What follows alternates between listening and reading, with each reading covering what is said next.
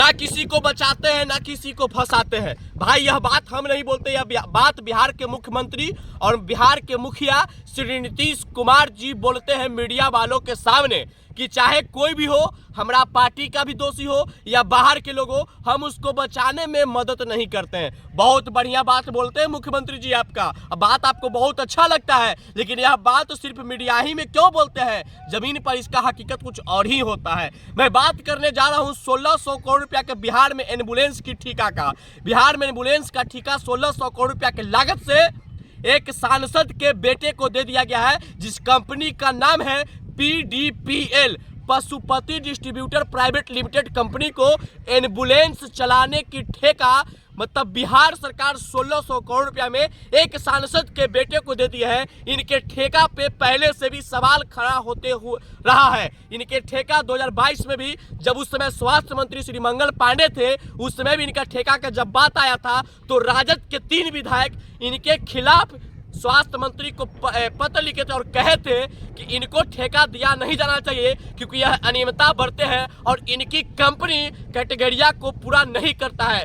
और इनके लेटर के बावजूद हाई कोर्ट ने मतलब पटना हाई कोर्ट ने यह निर्देश दिया था और बिहार सरकार को कहा था कि इस टेंडर में नवीनीकरण किया जाए, अगर कुछ अनियमितता बरती गई है तो इसकी जांच किया जाए और जांच के बाद इसको ठेका देना चाहिए। लेकिन मुख्यमंत्री जी मैं आपसे पूछना चाहता हूं और स्वास्थ्य मंत्री जी मैं आपसे भी पूछना चाहता हूं कि इतने सारे बातों के बावजूद भी, हाई कोर्ट के चेतावनी के बावजूद भी आपने सांसद के बेटे को 1600 करोड़ रुपया का एम्बुलेंस के ठेका इतनी जल्दीबाजी में क्यों दे दिए, मैं आपसे पूछना चाहता हूं। यही जदयू के सांसद चंद्रेश्वर प्रसाद चंद्रवंशी जी हैं, इनके बेटे के पास एम्बुलेंस के ठेका था और जहानाबाद में जब कोरोना का समय था, एम्बुलेंस के बिना छटपटाते एक नवयुवक का मौत हुआ था। और जो एम्बुलेंस के ठेका मिला है, यह आपातकाल के एम्बुलेंस चलाना है, जिसमें नवजात शिशु और गर्भवती महिलाओं को फ्री एम्बुलेंस सेवा देने की बात कही गई है।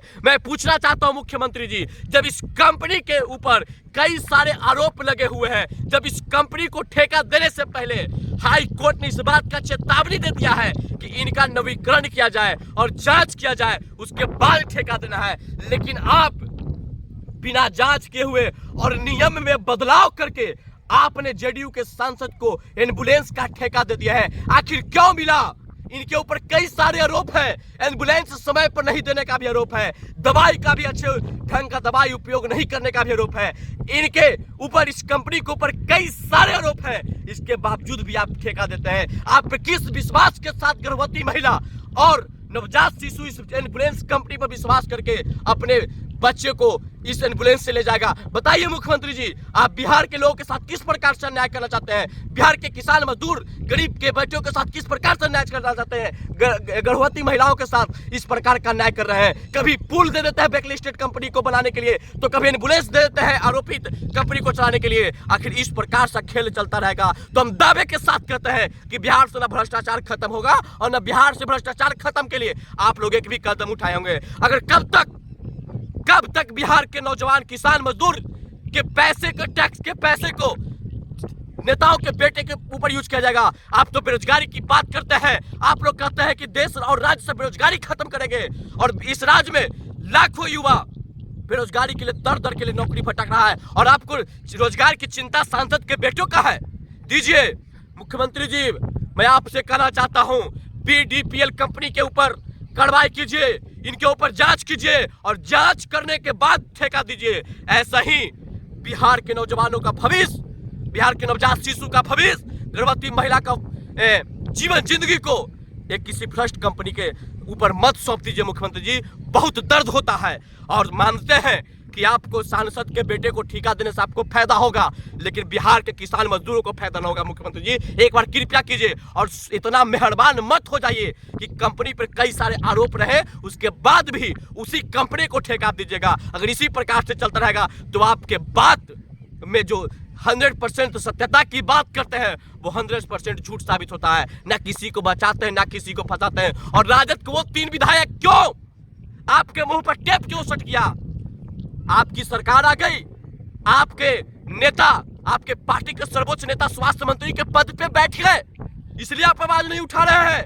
तेजस्वी यादव जी, आपकी बोलती बंद क्यों हो गई? जब आप विपक्ष में थे, यही 1600 करोड़ रुपया के लिए आपके पार्टी के विधायक, यही 1600 करोड़ रुपया के एम्बुलेंस के ठेका के लिए आपके पार्टी के विधायक पूर्व स्वास्थ्य मंत्री मंगल पांडे को पत्र लिखे थे, और जब आप स्वास्थ्य मंत्री बने तो इतना चुप क्यों हो गए?